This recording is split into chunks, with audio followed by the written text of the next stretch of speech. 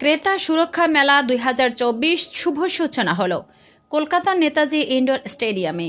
কলকাতা প্রতিনিধি সমরেশ রায় ও সম্পাদক জানান, গতকাল 26শে ডিসেম্বর বৃহস্পতিবার ঠিক বিকেল 5টায় মাননীয় মুখ্যমন্ত্রী মমতা বন্দ্যোপাধ্যায়ের অনুপ্রেরণায় এবং ক্রেতা সুরক্ষা দপ্তরের মন্ত্রী বিপ্লব মিত্রের উদ্যোগে নেতাজি ইন্ডোর স্টেডিয়ামে ক্রেতা সুরক্ষা মেলা শুভ সূচনা হলো। এই মেলা চলবে 26শে ডিসেম্বর থেকে 28শে ডিসেম্বর পর্যন্ত।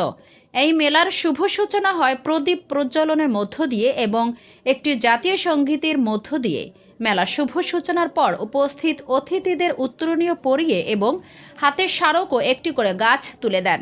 মেলার শুভ সূচনা করেন ক্রেতা সুরক্ষা দপ্তরের মন্ত্রী বিপ্লব মিত্র মহাশয় সহ অন্যান্য মন্ত্রী একত্রিত হয়ে। মঞ্চে উপস্থিত ছিলেন তার সুরক্ষা দপ্তরের মন্ত্রী বিপ্লব মিত্র, মাননীয় মন্ত্রী শশী পাঁজা, মাননীয় মন্ত্রী অপরূপ বিশ্বাস, মাননীয় মন্ত্রী চন্দ্রিমা ভট্টাচার্য, মাননীয় স্নেহাশিস চক্রবর্তী, মন্ত্রী অপরূপ রায়, মন্ত্রী মাননীয় বীর বাহাদুর হাসদা, মন্ত্রী জাবেদ আখতার, মন্ত্রী প্রদীপ মজুমদার, সাংসদ সুব্রত বক্সি। এছাড়া উপস্থিত ছিলেন কার্তিক ব্যানার্জি, বিপ্লব রায় চৌধুরী সহ অন্যান্যরা। পশ্চিমবঙ্গ সরকারের উদ্যোগে উপভোক্তা বিষয়ক ক্রেতা সুরক্ষা মেলার মূল বিষয় হল সাধারণ মানুষকে সজাগ করা। তাই ক্রেতা সুরক্ষা দপ্তর বিভিন্নভাবে মানুষকে বোঝানোর চেষ্টা করছেন যাতে কোনোদিন ঠকতে না হয়। যেমন ক্রেতাদের সজাগ করার চেষ্টা করছেন, তেমনি বিক্রেতাদেরও সজাগ করছেন যাতে কোনোভাবে ক্রেতাদের না ঠকান। তাই সরকারের তরফ থেকে মেলার মাধ্যমে বিভিন্ন স্টল রেখেছেন যেখানে ক্রেতা ও বিক্রেতা উভয়ই বিষয়গুলি জানতে পারবেন। এই মেলা 26শে ডিসেম্বর থেকে 28 ডিসেম্বর পর্যন্ত প্রতিদিন দুপুর 2টো থেকে রাত্রি 8টা পর্যন্ত খোলা থাকবে ক্রেতা ও বিক্রেতা এবং সাধারণ মানুষের জন্য। এই বছর 26শে ডিসেম্বর ক্রেতা সুরক্ষা মেলার সাথে সাথে 27 ডিসেম্বর জাতীয় উপভোক্তা দিবস পালন করা হবে বলে জানান।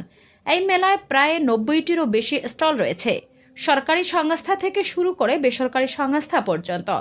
তাহারা জানান, 2020 সালের 20শে জুলাই উপভোক্তা সুরক্ষা আইন এবং 2019 সালে সারা দেশ জুড়ে কার্যকর করা হয়েছিল। এই আইন উপভোক্তাদের সুরক্ষা আইন, যাহাতে উপভোক্তারা সঠিক জিনিস পান, ন্যায্য ওজন, সঠিক রসিদ পান এবং সঠিক হলমার্ক দেখে যেন কিনতে পারেন। তাই পশ্চিমবঙ্গ সরকারের উপভোক্তা বিষয়ক দপ্তর রাজ্য জুড়ে জনসাধারণের মধ্যে উপভোক্তা সচেতনতার প্রসার বাড়িয়ে চলেছেন। শুধু শহরে নয়, গ্রামের বিভিন্ন জায়গায় ও জেলায় জেলায় এই সুরক্ষা মেলার আয়োজন করেছেন এবং হাজার হাজার মানুষ উপকৃত হয়েছেন। 2024 সালে উপভোক্তা বিষয়ক দপ্তর উপভোক্তা বিষয়ক ও ন্যায্য বাণিজ্য অনুশীলন অধিকারের 22টি আঞ্চলিক কার্য 9গুলির মাধ্যমে উপভোক্তা সচেতনতা বৃদ্ধি এবং পশ্চিমবঙ্গ সরকারের আদিবাসী উন্নয়ন দপ্তর আয়তন বিশ্ব আদিবাসী দিবস উদযাপনে অংশগ্রহণ করেছে। শুধু তাই নয়, বিভিন্ন কলেজ ও বিদ্যালয়ে উপভোক্তা সংঘ গ্রুপ তুলেছেন। তাহারা জানান, একটা জিনিস কিনতে গেলে কি কি সাবধানতা অবলম্বন করা দরকার, প্রতারণার শিকার হলে কার কাছে অভিযোগ জানাবেন এবং কি কি প্রতিকার পেতে পারেন, সেই সকল বিষয় তুলে ধরেছেন।